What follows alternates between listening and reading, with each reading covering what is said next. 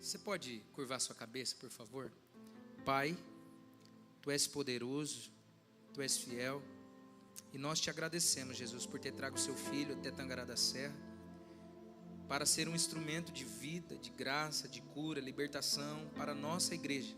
Nós, como corpo de Cristo, declaramos a bênção do Senhor, e que o pastor Adriano seja a boca de Deus em nosso meio. Assim oramos e o liberamos no poder do Espírito Santo, em nome de Jesus. Amém. Maravilha. Graça e paz, igreja linda, igreja do avivamento, igreja mais linda de Tangará da Serra. Amém, povo de Deus. Para nós sempre é alegria, né? Estar aqui com os irmãos, poder vivenciar aquilo que Deus tem feito em nós e através de nós. Eu venho de uma agenda pesada nesse Brasil. Eu estou vindo de Lucas do Rio Verde. Estive ministrando lá sexta, sábado e domingo, um período intenso, conferência da família. Vim para cá na segunda, né? Sexta-feira estou indo para Cuiabá, fazer a abertura do seminário da família. Sábado, na madrugada, eu já venho para poder ministrar no encontro. Acabou o período da manhã, eu volto para Cuiabá para ministrar até domingo à noite. Também lá é o meu seminário de cura emocional, que é esse livro, Lidando com as Feridas. Segunda, volto para Goiânia e aí continua a nossa jornada aí de final de semana e também das nossas escolas aí pelo Brasil. Queridos, trago um abraço da minha casa, Virgínia Freitas, essa mulher linda e maravilhosa, e a nossa preciosa Isabela, que começou aí o desafio do ensino médio, fez um teste lá e resolveu fazer a prova do Enem. Eu estava falando, pastor, tirou 920 no primeiro ano e 960 na redação. Não sei se a Virgínia te falou, Ariadne, se ela te falou. 960 na redação e 920, isso é porque ela começou o primeiro ano. Então ela está bem, né? Eu estou atolando ela lá de cursinho. Hoje ela teve cursinho. Enfim, trago um beijo gostoso aí da minha família. Uma pena que a gente não vai poder estar aqui na inauguração, até porque quando saiu a data da inauguração, eu já tinha agenda nessa data. Eu vou estar em Brasília, ministrando um seminário lá em Brasília. Então não vou poder estar com os irmãos, mas a nossa ideia é passar novamente a virada do ano aqui com a minha família, a gente poder estar aqui. Amém, gente?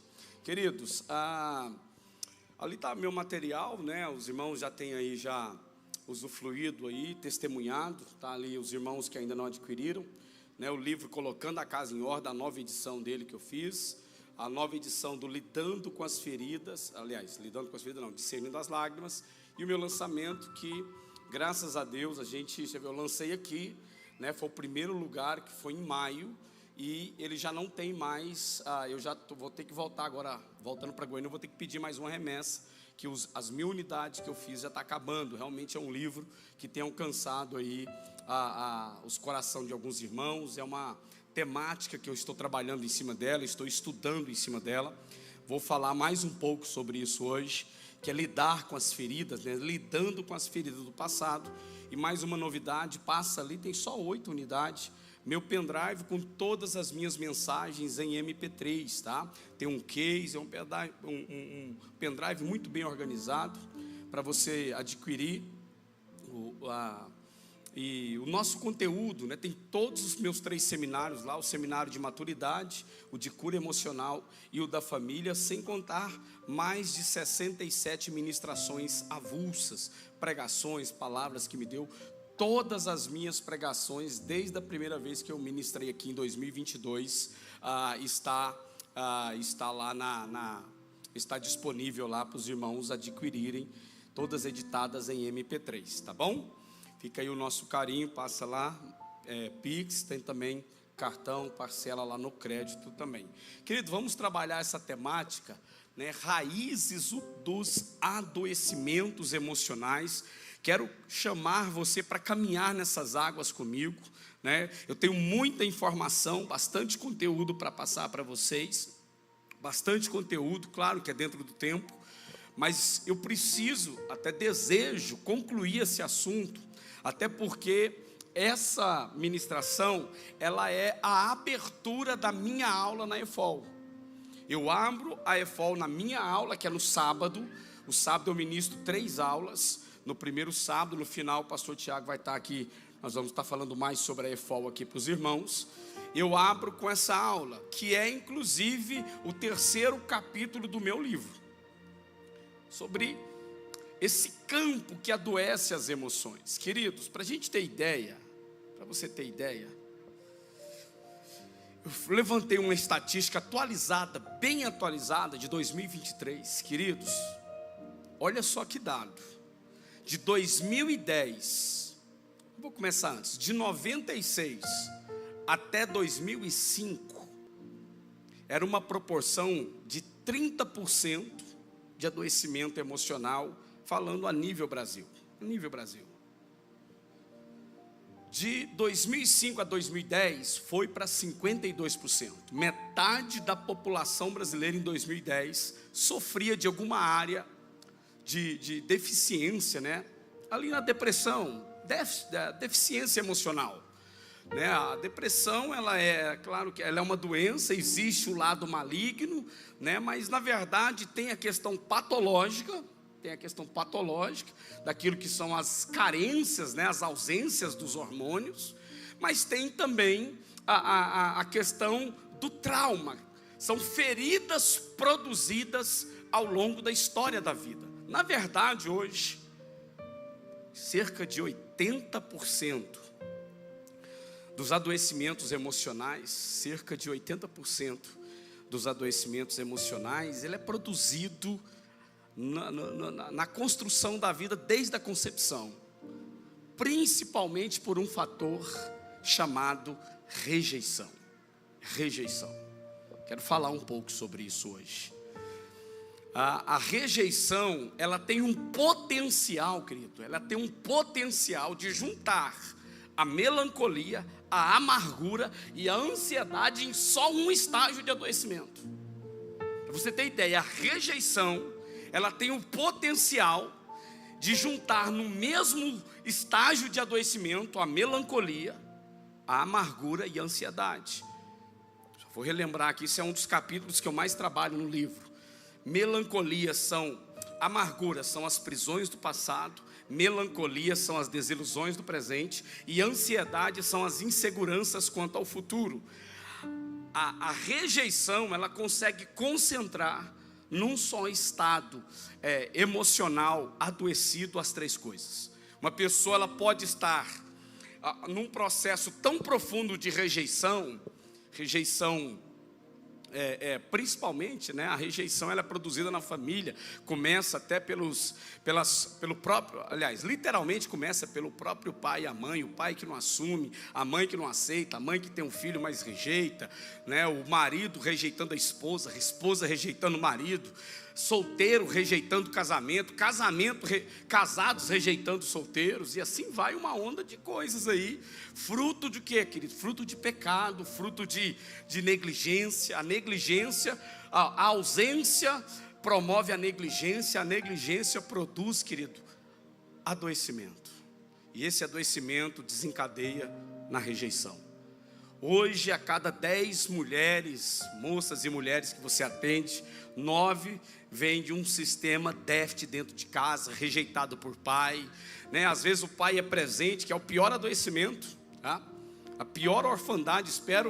Quero até guardar no meu coração isso, espero poder lembrar no próximo momento que a gente estiver aqui na igreja. Eu quero pregar sobre orfandade versus imoralidade, né, sobre os traumas da orfandade. Um dos piores traumas produzidos nessa geração são os órfãos de pais vivos, filhos órfãos de pais vivos. Aqueles pais que são presentes em pessoa, mas distante do coração. Pais construindo cada vez mais o seu recurso financeiro, produzindo dentro de casa filhos deformados no caráter. Vou repetir devagar para você anotar isso.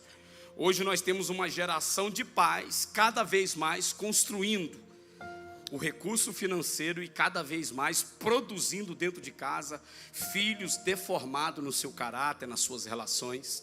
Então isso é um assunto sério, precisa ser lidado. Vocês já ouviram eu falar isso várias e várias vezes aqui. O que me valida é quem eu sou dentro de casa, o que me valida não é púlpito, não é ministério. o ministério tem que ser fruto de quem eu sou dentro de casa, e assim vale para tudo, né? Tem pessoas que lideram bem um trabalho, né? Um líder no trabalho, mas dentro de casa é um pai omisso, é um marido passivo, né? No trabalho é um leão, dentro de casa é um gatinho, né? A gente costuma falar isso, né? No trabalho a mulher é uma leoa, dentro de casa ela é uma gatinha ainda manhosa, né? Então tem umas coisas assim que às vezes não dá para entender. Isso é uma desconexão que não dá para entender. Querido, nós precisamos entender que o ambiente que forma a personalidade do ser humano é a família. O ambiente que constrói uma personalidade saudável é a família. E detalhe, essa personalidade desenvolvida, se ela vai ser saudável ou não, vai depender da relação com os pais. E agora o pior é a consequência dessa personalidade mal resolvida, que aí desemboca problema com identidade moral, identidade financeira, identidade sexual, né? E assim vai, que é o déficit de caráter. Personalidade, todos nós nascemos e desenvolvemos a partir do ambiente da família. Agora, caráter é construído a partir das relações desse ambiente. Vou repetir devagar. Todos nós nascemos com uma personalidade. Ela vai se desenvolvendo a partir das relações atribuídas pelo pai e pela mãe. Agora, o caráter, ele é construído a partir dessas relações. A partir dessas relações. Então, nós vemos pais hoje com sucesso na vida financeira e um desastre na vida paterna e na vida materna. Tem algo errado. E aí vira aquela frase, ela é em destaque no meu livro também, colocando a casa em ordem: nada compensa um fracasso no casamento e no coração dos filhos. Por isso eu começo, né, dizendo para os irmãos essa frase, é uma frase que eu, né, dou toda a liberdade, né, a minha projeção, inclusive a Ana tem acesso, os líderes que quiserem, todo o PowerPoint, os irmãos quiserem tirar foto, fique à vontade. Agradeço a todos que puderem tirar e marcar, porque isso é bom, isso será de bom alvitre, se os irmãos fizerem isso, tá? Queridos, um dos maiores segredos da vida está na decisão que tomamos dentro de nós, com respeito, com relação aos traumas e às feridas que nós vivemos na história. Vou falar algo aqui, querido, que a questão não é o que fizeram comigo, mas é a minha reação ao que fizeram comigo. É a minha reação à ação que fizeram comigo. Porque se tem uma coisa que a gente tem certeza na vida, é que a vida, as pessoas vão errar com a gente. As pessoas vão errar. Mudou aqui sem querer, querendo. As pessoas vão errar com a gente na vida. Então, querido, um dos maiores segredos de se vencer na vida emocional, na vida relacional, na vida, inclusive na vida espiritual, está na decisão que eu e você toma dentro de nós com relação aos traumas e feridas do passado. Sabe por quê?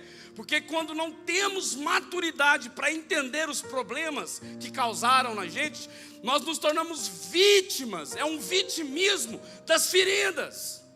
E aí, nós caímos num abismo, querido, que eu não vou falar hoje, até porque não tem tempo, mas vocês vão ouvir muito o pastor Eurípides falando sobre isso no final de setembro, que ele vai ter um seminário aqui com vocês. Caindo num abismo chamado carências.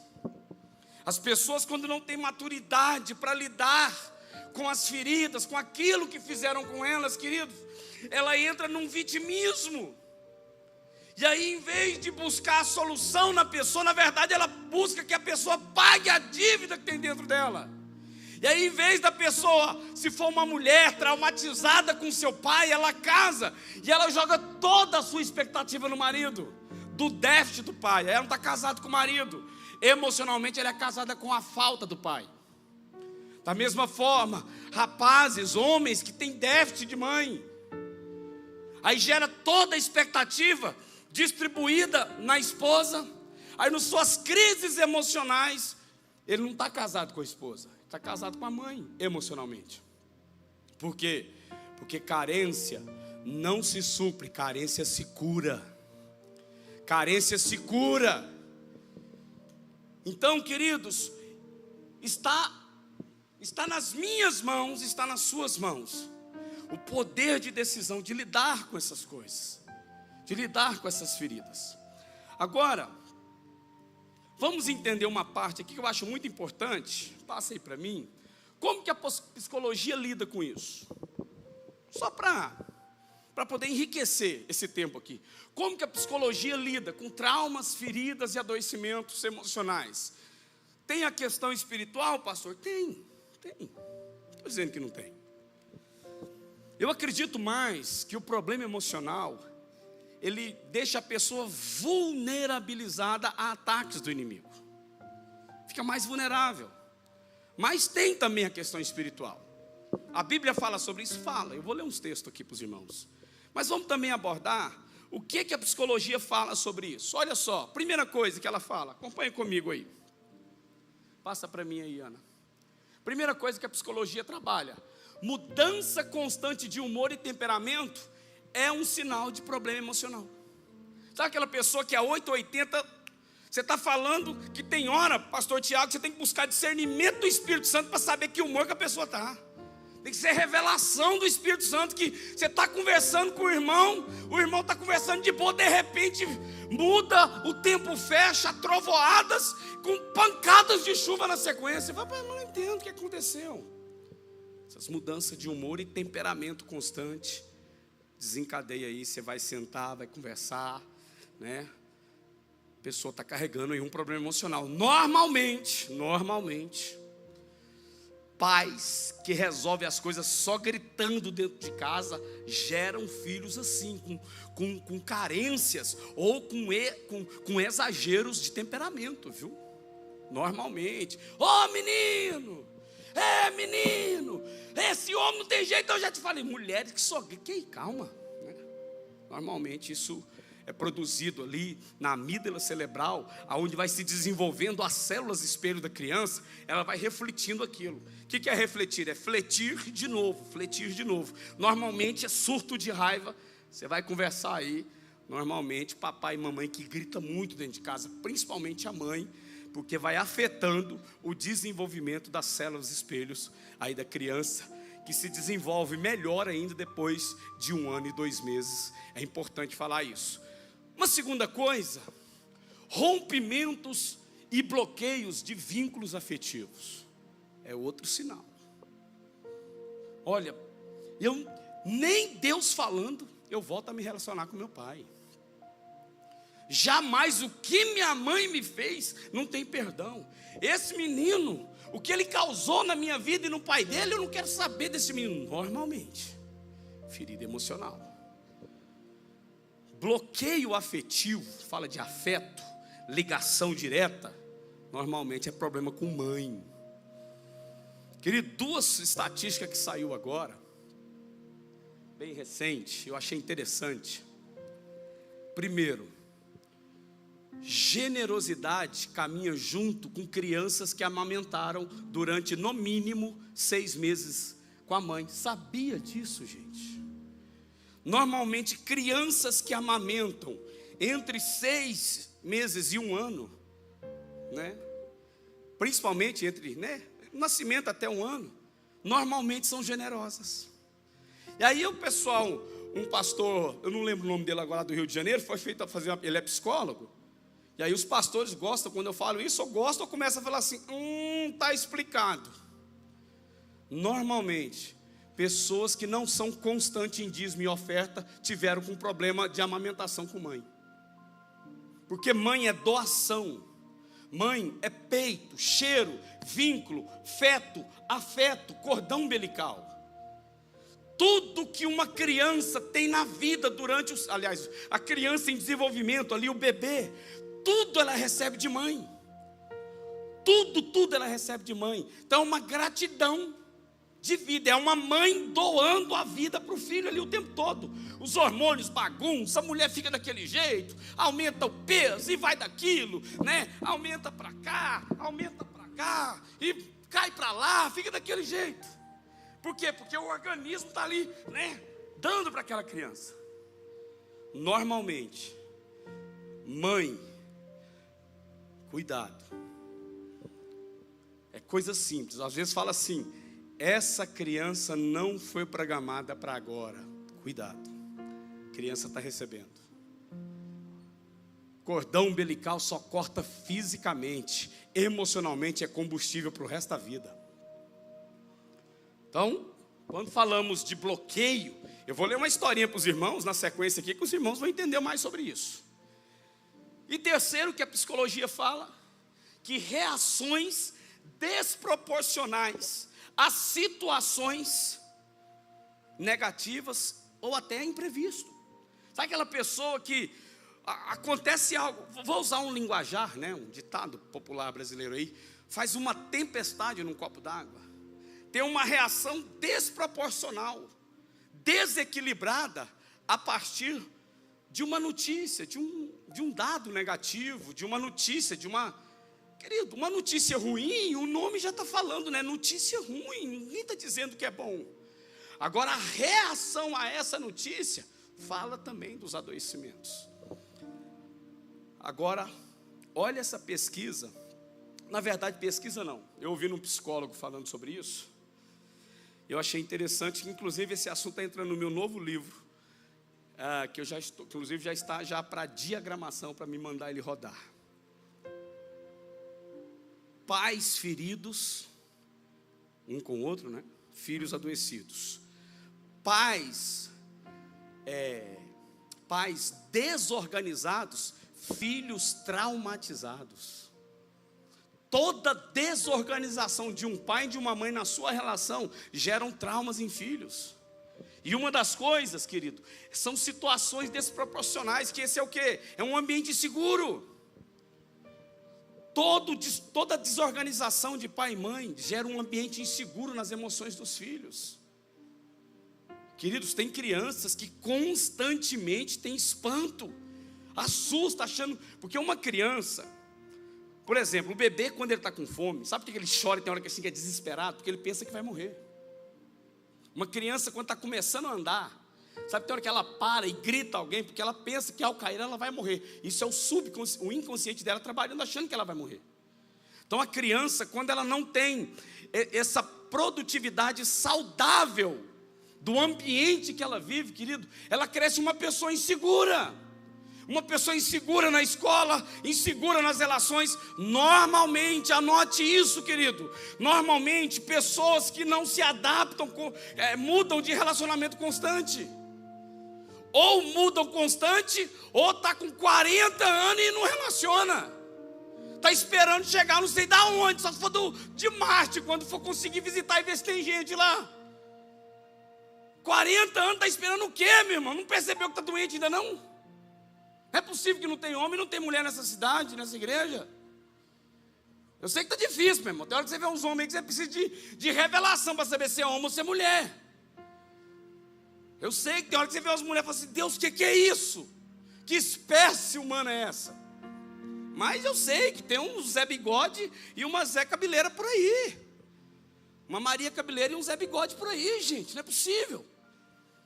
Mas normalmente a pessoa ou ela não firma em relacionamento, ou ela evita relacionamento. Provavelmente trauma por causa da desorganização dos pais. Desorganização dos pais. Queridos, vamos trazer para a Bíblia isso que eu estou falando para os irmãos. Quis usar a psicologia e como que isso é aplicado dentro da Bíblia. Olha o que Gênesis 41 fala. Eu vou ler na NVI, os irmãos acompanham comigo. Antes dos anos de fome, Azenate, filha de Potífera, sacerdote de On, deu a José 2 filhos. O primeiro, José, deu o nome de Manassés, dizendo: Deus me fez esquecer de todo o meu sofrimento e de toda a casa do meu pai. Ao segundo filho, deu o nome de Efraim, dizendo: Deus me fez crescer na terra onde tenho sofrido. Agora olha o detalhe aqui. Nós estamos falando aqui de José do Egito. Um dos homens mais expressivos na Bíblia. Inclusive uma das frases que poucos homens de Deus carregam, sabe qual que é? E José carrega: em tudo Deus era com José. Em tudo. Um sonhador, filho de uma família disfuncional. Se eu tivesse tempo, eu ia fazer essa viagem com os irmãos aqui, falar sobre a disfuncionalidade desde Abraão, como que isso desencadeou de forma muito problemática na vida de José. Mas enfim, vamos abordar só isso aqui. José se casou e ele teve 2 filhos. O primeiro filho, José deu o nome de, todo mundo comigo, dizendo: Deus me fez de todo o meu e de toda a casa do meu pai. Agora detalhe, olha aqui para mim. Imagine José chamando o filho dele durante o dia: esqueci do meu pai, vem tomar banho para ir para a escola. Minha família morreu para mim, vai dormir, sua mãe está te chamando. Vem comer, meus irmãos morreram para mim. Querido, a Bíblia diz que José colocou o nome do filho dele: Deus me fez esquecer de toda a casa do meu pai. Agora detalhe, querido, uma pessoa ferida, ela coloca Deus até nas coisas erradas que ela faz. Uma pessoa ferida, ela é capaz de colocar até Deus nas coisas erradas. Irmãos, como que Deus em sã consciência vai fazer eu esquecer da minha família? Os irmãos lembram da bênção da primogenitura? O Deus de seu pai Abraão, Isaac e Jacó. Como que Deus então agora faz José esquecer de Abraão, Isaac e Jacó, que era o bisavô, o avô e o pai? Querido, não tem lógica uma coisa dessa. Por quê? Porque José é nitidamente a prova de que um pai, quando não é curado, ele materializa nos filhos a sua dor. Vou repetir devagar. Um pai, quando ele não se resolve com a sua história, ele materializa no filho a sua dor. Ele colocou no nome do filho dele, Manassés, ele colocou o quê? A ferida dos irmãos, a rejeição dos irmãos. Os irmãos de José rejeitaram. Judá arquitetou a morte do irmão. Como ele não queria matá-lo, ele vendeu como escravo. Arquitetou como? Matou um bicho, misturou o sangue na jaqueta que o pai dele fez para ele. Usou de mentira. Então ele tinha mágoa dos irmãos. Tanto é que se você vai ler o texto, depois você lê Gênesis 37 até os 50, você vê que José gritava: meus irmãos, por favor, não façam isso comigo. Eu estou sozinho, eu estou com medo, eu estou numa caverna. Querido, uma ferida não resolvida te tira do buraco, mas você mantém emocionalmente na caverna. José foi tirado do buraco que ele estava e vendido para um Egito. Como escravo ele foi para o Egito. Mas emocionalmente ele continuava na caverna da escuridão, da mágoa, ao ponto de colocar o nome no filho. Você imagina? Meu pai morreu para mim, vamos para a escola. Minha mãe não existe para mim. Ué, Deus fez esquecer de toda a casa, sim ou não? Sim ou não?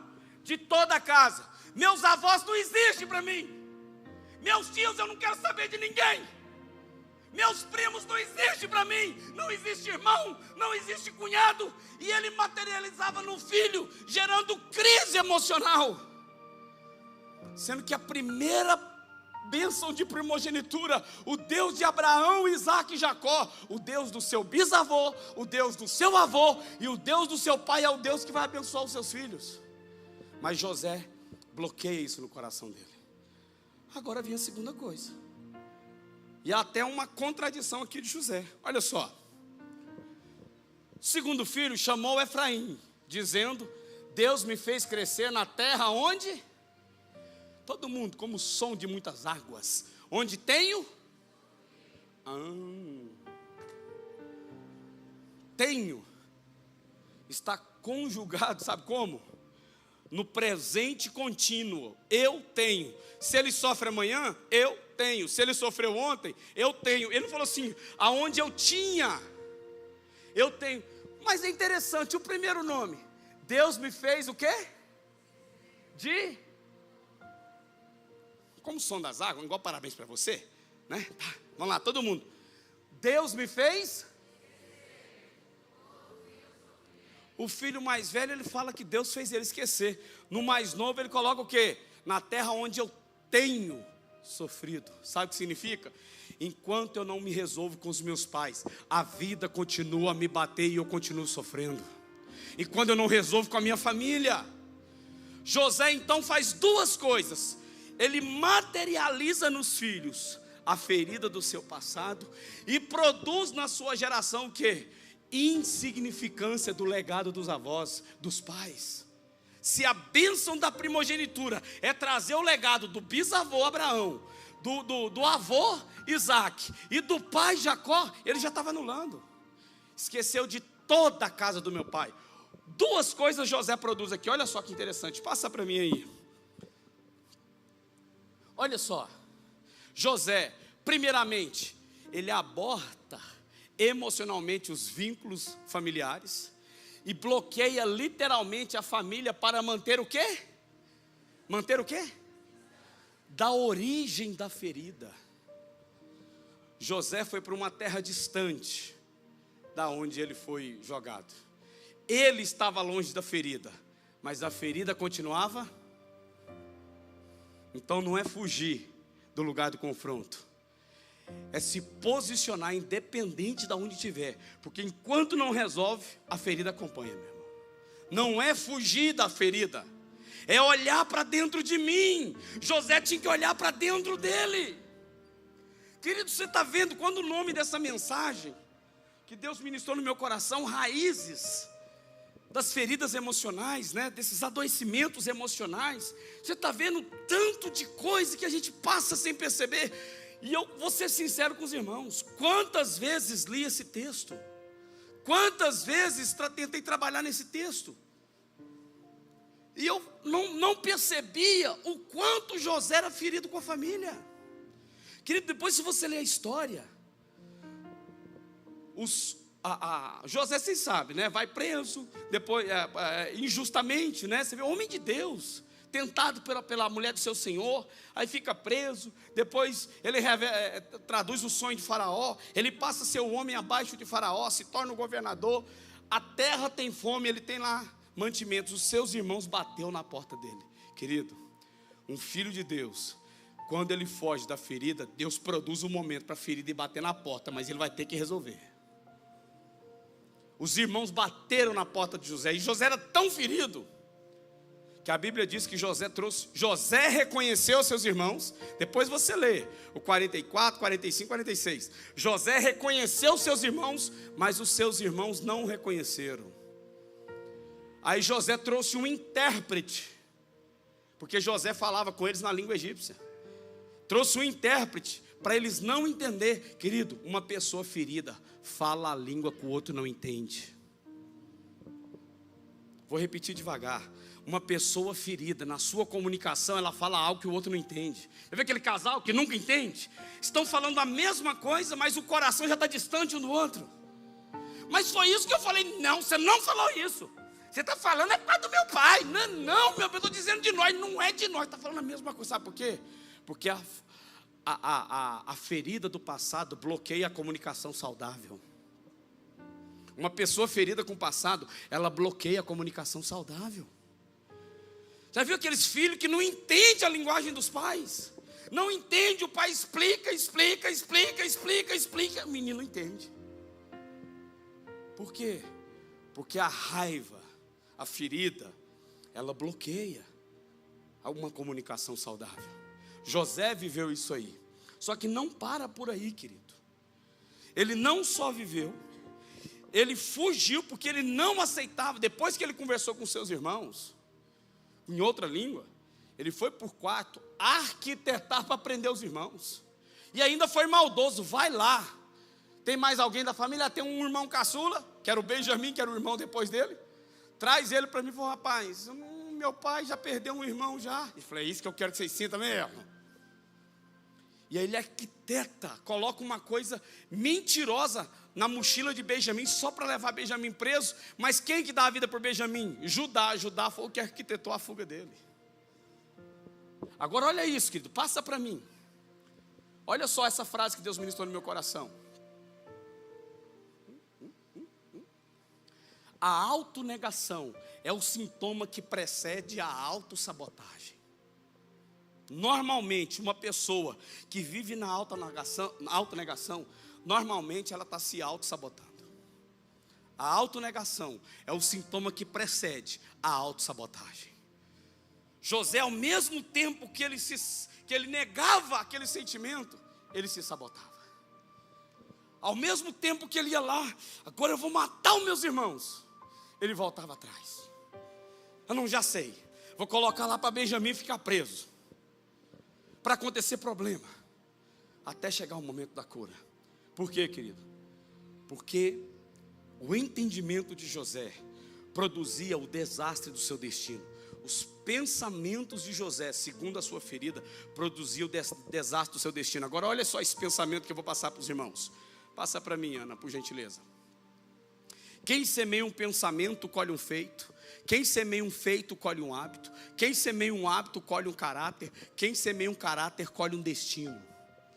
Esse destino fala de propósito, futuro. Aqui, querido, toda pessoa que tem problema no seu futuro, é porque ela está com déficit no seu. Quando o déficit está no caráter, é porque não são maravilhosos os seus. E não são maravilhosos os seus hábitos, porque ele tem problema com os seus. E os seus feitos só são problemáticos porque está com problema no seu pensamento. Querido, quem semeia um pensamento, colhe um hábito. José tinha pensamento de mal com relação à família. Deus me fez esquecer de toda a minha família. Quantas pessoas passam anos e anos sem se relacionar com a família? Passam dias e dias, preferem ficar com a mágoa do que encontrar a verdade, querido. O primeiro ambiente da vida é o nosso lar, é a nossa casa. Querendo ou não, escute isso, igreja. Em nome de Jesus, eu rogo-vos pelas misericórdias de Cristo. Em nome de Jesus, Igreja Batista da Vila Tangará da Serra. Enquanto a pessoa não se resolve na vida, ela continua a viver a vida em torno da sua ferida. José alcançava os mais altos lugares na sua profissão no Egito, mas continuava no profundo da mágoa do seu coração. Ele continuava no profundo da mágoa das suas atividades. Pessoas estão deixando de conquistar coisas, meu irmão. A Bíblia fala que aquele que confessa e deixa alcançará misericórdia. Queridos, eu atendo pessoas constantemente, online, presencial. Eu sei do que eu estou falando. Vocês conhecem a minha história. Sabe que a vida me bateu, a vida me jogou no chão, sem contar os traumas da minha infância. Um pai totalmente sem educação de pai. O pai dele morreu, ele tinha 14 anos. Mais velho de 10 irmãos. Meu pai foi trabalhar para poder sustentar 9 irmãos com a minha avó. Meu pai não teve afeto, não teve carinho. Ele me passou o que ele sabia passar de pai. Me ensinou as coisas erradas. Mas a minha vida precisava continuar, e Deus teve misericórdia de que eu me encontrasse, tivesse misericórdia que Ele me encontrasse, na verdade, com 16 anos. Eu precisava resolver isso dentro de mim. Sabe por quê, querido? Porque um futuro já era preparado para mim. Porque enquanto eu não me resolvo a minha vida com os meus pais, a Isabela não se resolve com a vida amanhã. Não é comigo, não. Enquanto eu estou preso a feridas do meu passado, amanhã a vida vai prender Isabela nas suas feridas. Vamos para a Bíblia disso? Lembra de Noé? Terminou o dilúvio, entornou o caneco, entornou o chifre de vinho. Estava cheio de mangusta na cabeça. Capotou numa tenda, peladão, nu com a mão no bolso. O filho dele, Cã, foi lá e fez piada do pai e saiu falando dos outros. Os irmãos, Sem e Jafé, foi lá e cobriu o irmão. Quando o pai recobrou da ressaca, falou assim: pai, é o seguinte, Cã andou aí falando, o senhor estava aí peladão, andou fazendo zombaria do senhor aí. Nós viemos aqui, cobrimos a sua nudez. Noé estava errado por estar bêbado? Sim ou não? Olhe para mim, queridos. Noé estava errado, sim ou não, por estar bêbado? Mas isso não dá direito de um filho sair zombando do pai. Escute isso.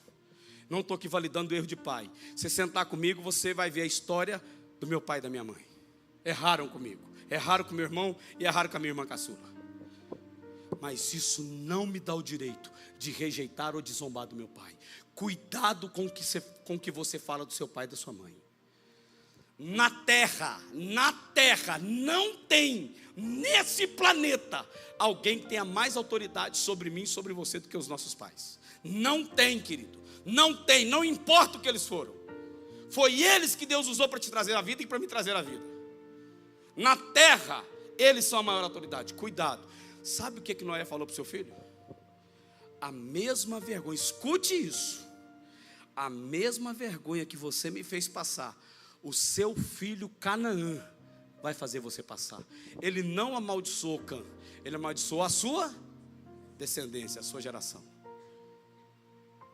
Falou assim: maldito será o seu filho Canaã. Vamos voltar à bênção da primogenitura? Como que era a bênção da primogenitura? Adorarás ao seu Deus, não adorarás outros deuses, não possuirás terras estrangeiras, e não tomarás para ti mulher. Quem arrisca falar? Cananeia, filhas de Canaã, neta de Cã. A maldição que um filho jogou sobre um pai pegou gerações, ao ponto de Deus falar assim: era filha de Israel, porque Cã era filho de Noé, mas não era para tomar as mulheres como esposa, que era filha de Canaã, que era da descendência de Canaã. Não tomarás para ti mulher cananeia, não possuirás terra estrangeira, e nem adorarás outros deuses. Eram as 3 bênçãos principais da primogenitura. Por quê, querido? Porque quando a ferida não é resolvida com o pai, os filhos manifestam a dor dos pais amanhã na vida. Isso é a lei da vida. Olha só que interessante. Quando fala de pensamento, olha só, querido, olha só esse versículo que os irmãos conhecem. Passa para mim, por gentileza. Romanos 12, rogo-vos, pois, irmãos, pelas misericórdias de Deus, em Cristo Jesus, que se ofereça em sacrifício vivo, santo e agradável a Deus, que é o vosso culto racional, que é o vosso culto da razão, culto racional. E não vos conformeis com esse mundo, mas transformai-vos pela renovação do seu quê? Do seu pensamento, do seu entendimento, do seu conhecimento. Porque aí sim, vocês vão experimentar o quê? Vão experimentar a boa e vontade de Deus. Aqui tem um advérbio de condição, para que sejam capazes. Transformai-vos. Não pensa igual o mundo pensa. O mundo pensa que não fala que não tem que respeitar pai e mãe. Aqui, pai e mãe tem que ser respeitado. No mundo lá fora, casamento é brincadeira. Aqui, casamento é coisa séria. No mundo lá fora, sexo é a torta direita. Aqui dentro, jovem tem que casar virgem. Que conversa é essa? Que conversa é essa, meu irmão? Que tipo de conversa é essa? A gente já chega a atender, eu já falei isso aqui já. A gente chega a atender irmãos aí, casais, que já está concorrendo já com a samaritana. Já está no 5º, já está indo para o 6º. Quer chegar no top 10, irmão? Ajuda aí, papai. Meu Deus, será que não percebeu que o problema está no 4º casamento e ainda não percebeu onde está o problema? Pelo amor de Deus, que maconha é essa que você fumou, meu irmão? Tinha alecrim, tinha orégano nessa maconha aí. Querido, o assunto, por mais... a gente tem que quebrantar um pouquinho, mas é sério. Por quê, pastor? Por causa disso aqui, passa para mim aí, por gentileza. Todo adoecimento emocional, conjugal, relacional, espiritual, moral, passa primeiro pelo ambiente da família da qual vivemos. Querido, ninguém nasce doente. Ninguém acorda, tem um pesadelo. A partir de hoje eu sou depressivo. Ninguém fala comigo, quero morrer. Não, pelo amor de Deus, gente. Tudo é construído. Quando não cuida das pequenas coisas, amanhã não vai ter estrutura para lidar com as grandes. É aquela primeira mágoa, é aquela pequena desconfiança, não conversa, não tem olhos nos olhos. Todo adoecimento passa primeiramente, querido, pelo ambiente familiar. É esse ambiente que nascemos, é esse ambiente que começamos a viver. Está ali. Ali é uma das principais raízes de adoecimento emocional. Está nas relações rompidas com o pai, está nos bloqueios emocionais com a mãe. Isso afetando o casamento, aí afeta os filhos, e os filhos dos filhos, e assim vai. Detalhe: se vocês não forem fiéis, até a 14ª geração vai permanecer maldita. Agora, se vocês forem fiel, eu vou abençoar até a 4ª. E se a 4ª for fiel, até 1000 gerações eu vou abençoar. Olha só, eu sou fã desse teólogo americano, nasceu em 1912, veio a falecer em 1984, Francis Schaeffer, ou Francis Schaeffer. Passa para mim, por gentileza, filha. Francis Schaeffer, ele escreveu mais de 60 livros, a maioria deles sobre adoecimento na família. Francis Schaeffer, ele viveu os 2 períodos pós-guerra, ele viveu o período de sexo, droga e rock and roll, que foi os anos 50 lá, a Woodstock. Olha só essa frase fantástica: todo adoecimento emocional do ser humano tem como raiz o ambiente familiar, pois as maiores decepções e frustrações da vida estão intrinsecamente ligadas às pessoas com quem compartilhamos a nossa convivência. Francis Schaeffer ou Francis Schaeffer, se você preferir, um teólogo americano.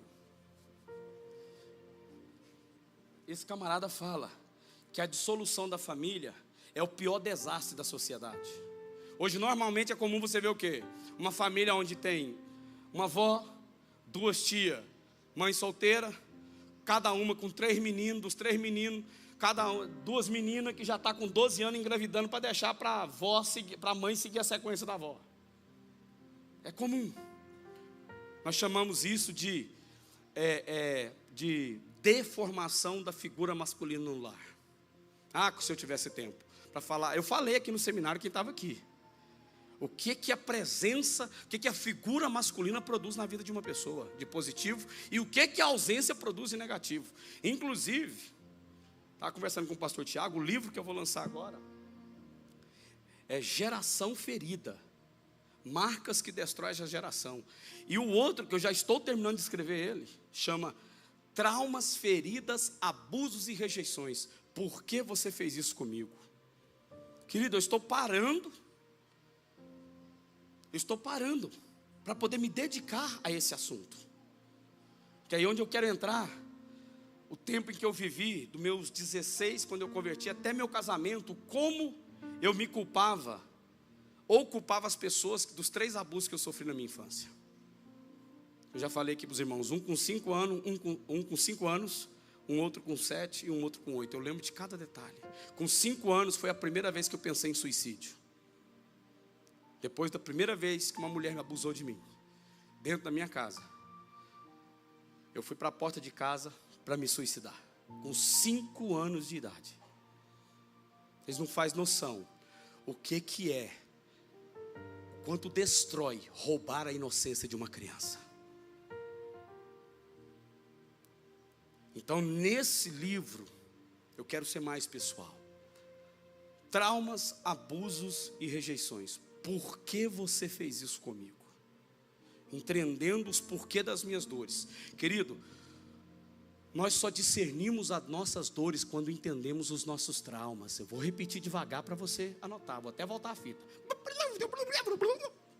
Nós só entendemos as nossas dores quando discernimos os nossos traumas. Enquanto a pessoa não discerne o trauma, ela não define a dor. Acha que é isso, acha que é aquilo, acha que é aquilo outro, acha que é aquilo outro. Acorda cansada todo dia, dormi 8 horas, mas estou cansada, estou naquilo outro. A ferida na alma manifesta ferida física, gastrite nervosa, infarto, derrame cerebral e assim por diante. Vamos lá, eu tenho só mais 2 horas só.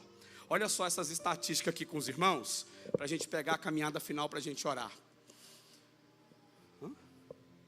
Passa para mim, por gentileza, filha. Olha só essa estatística. 74% da população brasileira hoje carrega alguma coisa na área da depressão. 62% desses 74% vive na solidão. E tinha mais um de 49% que sumiu. Aqui, 49% das pessoas carregam rejeição. Agora vamos comigo na equação. Rejeição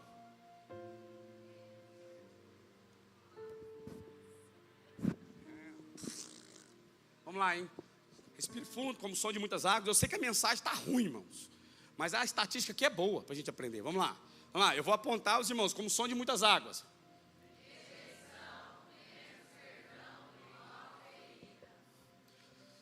Toda rejeição é a soma da depressão com a solidão.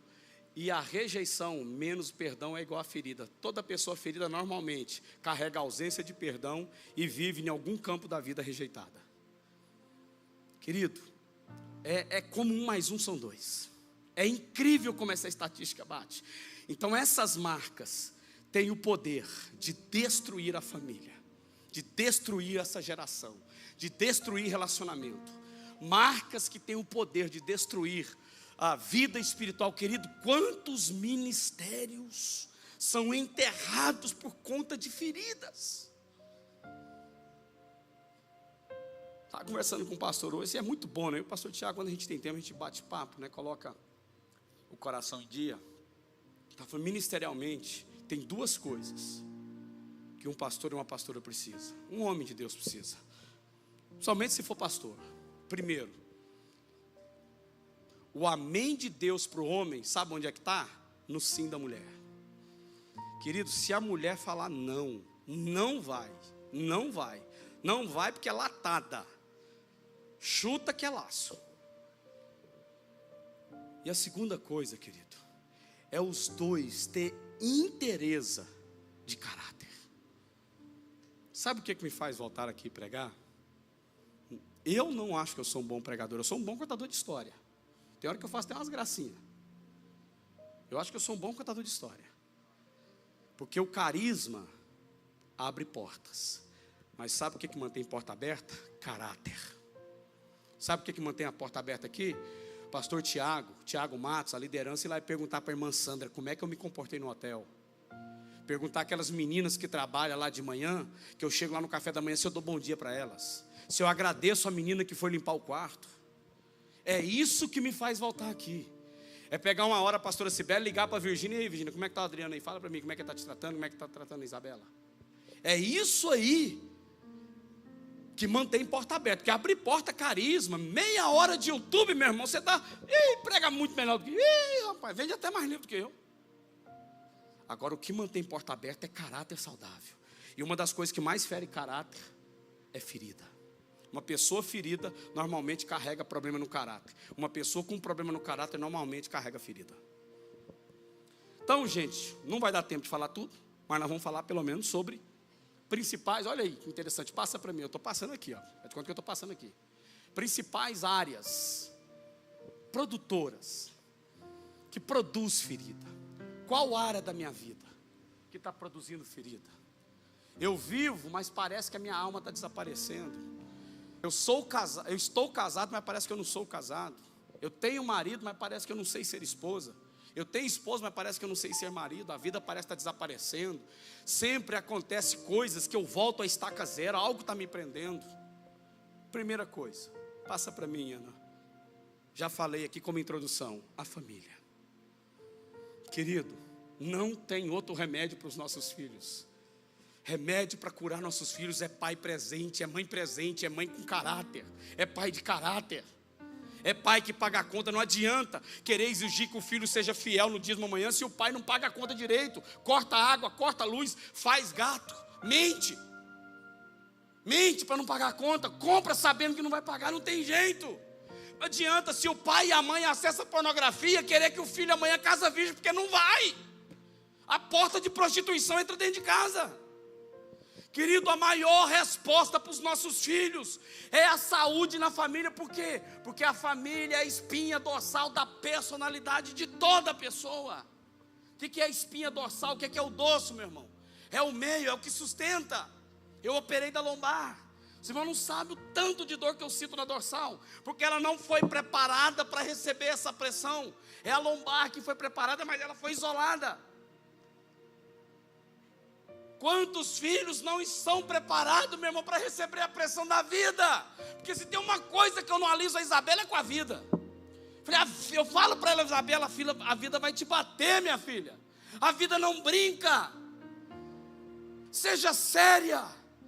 Você está comemorando essa nota que você tirou, minha filha, mas guarde isso como aprendizagem, porque você precisa tirar isso daqui 2 anos. Dedique-se ao ensino, respeite seu pai e sua mãe, ame a Deus sobre todas as coisas, porque a vida bate. Mas os filhos de hoje não estão tendo estrutura moral, espiritual. Pai que não ora dentro de casa, mãe que não ora dentro de casa, não vem exigir dos filhos santidade, porque não serão.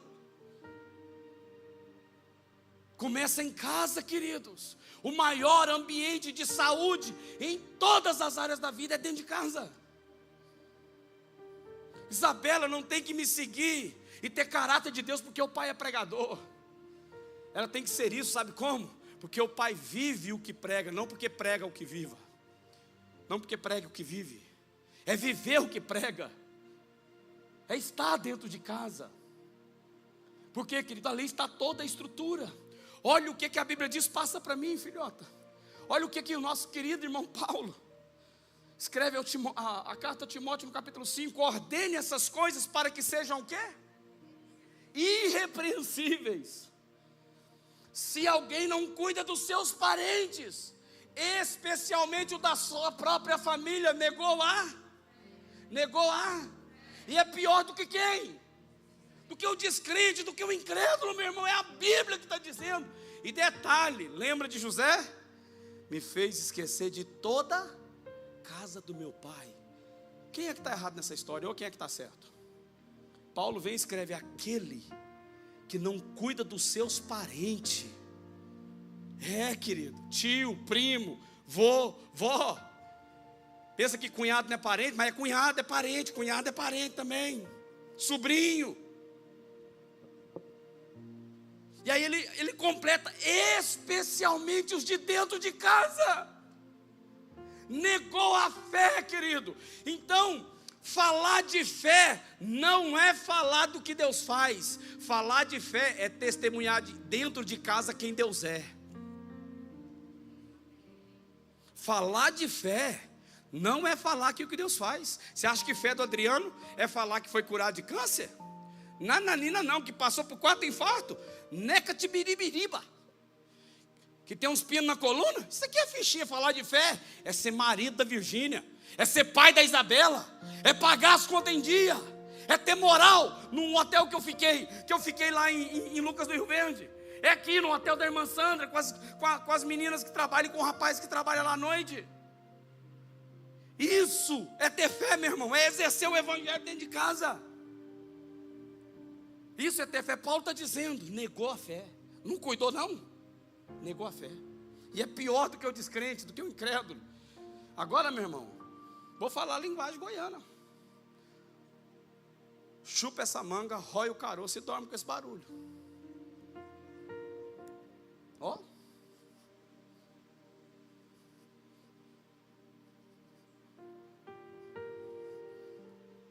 Até jogar fora, meu irmão. É a Bíblia que está dizendo. Charles Melman, psicanalista francês, olha só que frase interessante. Assistimos hoje um dos acontecimentos que talvez não tenha precedência na história, que é a dissolução da família. Pela primeira vez a instituição familiar está desaparecendo. E o resultado disso é um adoecimento. Oh, era para passar para mim, esqueci, achei que já tinha. Passa para mim aí, filhota. Charles Melman, psicanalista francês. Assistimos hoje um acontecimento que talvez não tenha precedente na história, que é a dissolução da família. Pela primeira vez a instituição familiar está desaparecendo. E o resultado disso é um adoecimento imprevisível. Charles Melman, psicanalista francês, nasceu em 1931, veio a falecer em maio de 2022. Ele escreveu, dando uma entrevista para uma revista brasileira, em 2007, ele falou essa frase, dizendo que a família está à beira de um caos. Para encerrar, querido, eu quero falar sobre isso aqui, ó. Passa para mim, por favor, filha, por gentileza. Traumas e feridas não resolvidas potencializa a paralisia espiritual, a atrofia do potencial e o bloqueio relacional. Esses 3 itens estão em destaque lá no meu livro. Traumas, feridas não resolvidos potencializam a paralisia espiritual, a atrofia do potencial e o bloqueio relacional. Isso é uma das coisas que mais acontece. E para orar com os irmãos, eu gostaria de compartilhar essa frase com vocês. Passa para mim, por gentileza, Ana. Essa frase Deus ministrou no meu coração. A falta de iniciativa inibe as oportunidades, adoece a alma, produzindo vitimismo das feridas emocionais. A primeira iniciativa nossa, quando você entende que existe raiz de adoecimento, é ir lá e resolver. É voltar-se para o Pai. E aí nós vamos lá para o último versículo do Velho Testamento, queridos. Último versículo do Velho Testamento.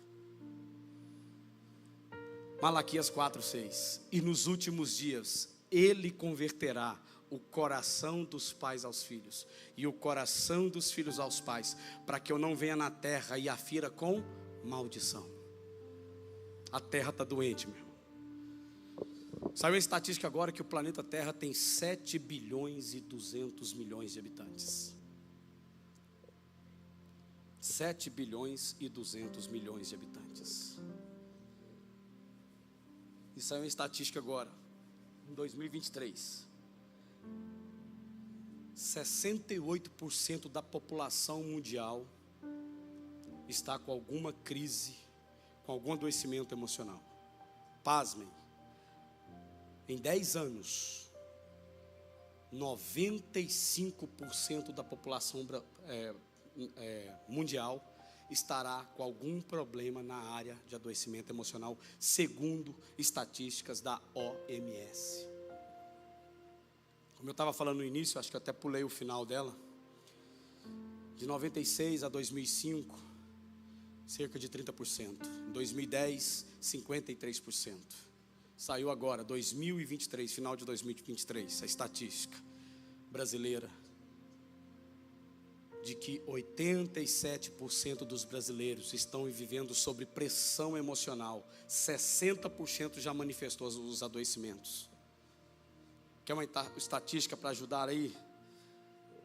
400 mil divórcios registrados no Brasil por ano. 60% dos divórcios é causado por crises emocionais não resolvidas dentro do casamento. 27 crianças e adolescentes entre 6 e 13 anos suicidam por dia no Brasil. É porque não pode ser divulgado. Aliás, nenhum tipo de suicídio pode ser divulgado. Eu queria convidar a igreja. Ana, como não deu tempo, coloca para mim lá naquele, ou se quiser colocar o versículo de Romanos, ou perdão, de Filipenses 3. Tem um slide aí, Filipenses 13. Filipenses 3, perdão, 13 e 14. Pode colocar direto lá, ou colocar o versículo aí, se possível na NVI. Eu queria convidar os irmãos para um clamor de restituição. Começando com... Queridos, um tempo de restituição, de restituir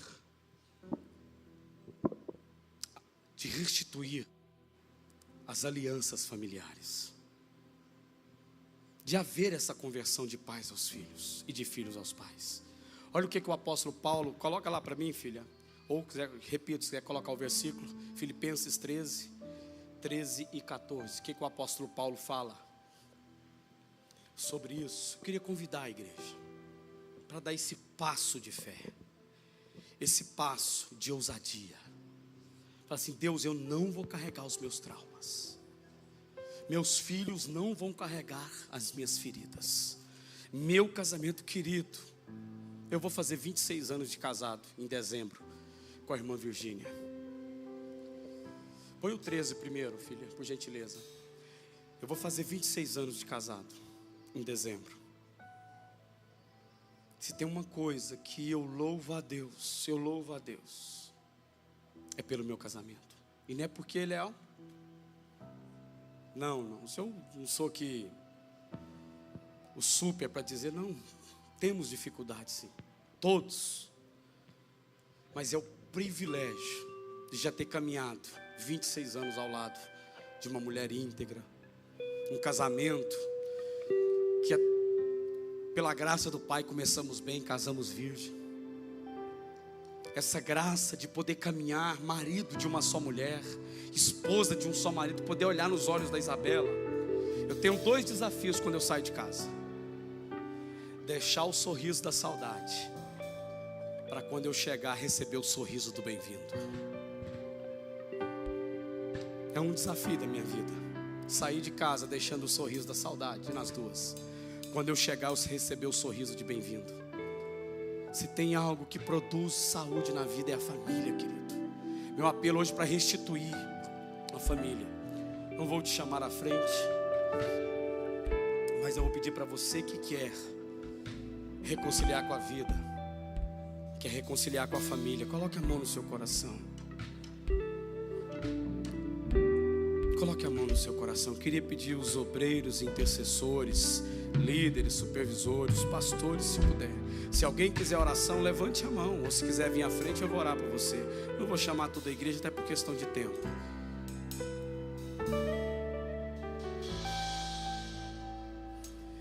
Eu queria orar por você, querido, que quer reconciliar. Você que há muito tempo não fala com seu pai, com a sua mãe. Você que há muito tempo vem carregando uma mágoa da vida, mágoa da família, mágoa no casamento. Talvez filhos que estão aqui magoados com os pais, pais magoados com os filhos. Quero liberar essa palavra de cura sobre você. Qual é a raiz? O que foi falado no seu coração? Enquanto vocês ouvem essa canção, cura-me, eu vou estender essa oração até você, até sua casa, até sua família. Não sei qual a decisão que você vai tomar hoje. Qual é o passo de vida que você vai tomar hoje. Mas se você gostaria de ouvir um conselho de um homem de dores, um homem que tem escutado famílias, conselhos e é um conselheiro, volte-se hoje para sua casa. Reconcilie-se dentro de você com seu pai, com a sua mãe. Pastor, meu pai já morreu, minha mãe já morreu. Queridos, a questão não é eles estarem vivos ou mortos, é dentro de mim eles não carregarem mais nada. Meus pais não me devem nada, a minha esposa não me deve nada, a vida não me deve nada. Eu quero liberar essa palavra sobre a sua vida. Quantos desejam essa cura? Coloque a mão sobre o seu peito, abrace a pessoa, se você quiser, que está do seu lado. Eu vou liberar essa palavra. Se alguém quiser oração, é só levantar a mão. Um pastor, um supervisor, um líder vai estar chegando até você, um servo. Pai, em nome de Jesus, em nome de Jesus, eu libero essa palavra sobre nós essa noite. Eu me coloco nesse lugar, Deus. Eu me coloco junto com os meus irmãos nesse lugar. Peço que o Senhor conceda a bênção do teu bom depósito, que o Senhor coloque as tuas mãos poderosas e passa o bálsamo de cura agora nesse coração ferido, nesse irmão, nessa irmã, nesse casamento que às vezes hoje chegou aqui, que está por últimos fios, nessa pessoa que já perdeu a esperança. Deus, se tem alguém aqui desviado do evangelho, traumatizado com a igreja, com dores da vida, querendo recomeçar a história, hoje chegou o dia dessa pessoa reiniciar a aliança. O amor do Senhor não se afastou dessa pessoa, mas às vezes ela se afastou do seu amor.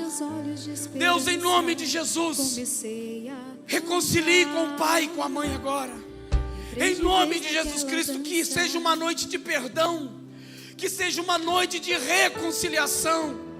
Paulo escreve, mas sobre vós Ele derramou o ministério da reconciliação. É um ministério de reconciliar, é voltar ao conselho da origem. Deus, visita o coração dos pais aos filhos, visita o coração dos filhos aos pais. Em nome de Jesus Cristo, em nome de Jesus Cristo, eu declaro sobre a sua vida cura. Você não é escravo da depressão, você não é escravo do ódio, Você não é escravo do medo. Você não é escravo do pecado. Em nome de Jesus, igreja. Filho, me escute, filho. Não precisa carregar as culpas e as dores dos seus pais. Seja a pessoa que Deus chamou você para ser. Marido, seja o homem que Deus chamou você para ser. Esposa, seja a esposa que Deus chamou você para ser. Você não é fruto de fracasso dos seus pais. Você não é fruto de fracasso da sua história. Em nome de Jesus, eu declaro perdão na vida das pessoas. Eu declaro perdão no seu coração. Em nome de Jesus. Enchi meus olhos de esperança. Chegou o dia de recomeçar a vida. Você não precisa carregar as dores dos seus pais, dos seus avós. Comece uma nova vida. Escute, escute isso. Tem pessoas aqui. Repito, pastor Tiago, pode vir para cá. Eu sei que já está aí, falta 2 minutinhos, mas eu só vou orar. Tem pessoas aqui, você não precisa se manifestar. Mas tem muita gente aqui que carrega ferida da paternidade. Talvez você está com vergonha de reconciliar, de recomeçar.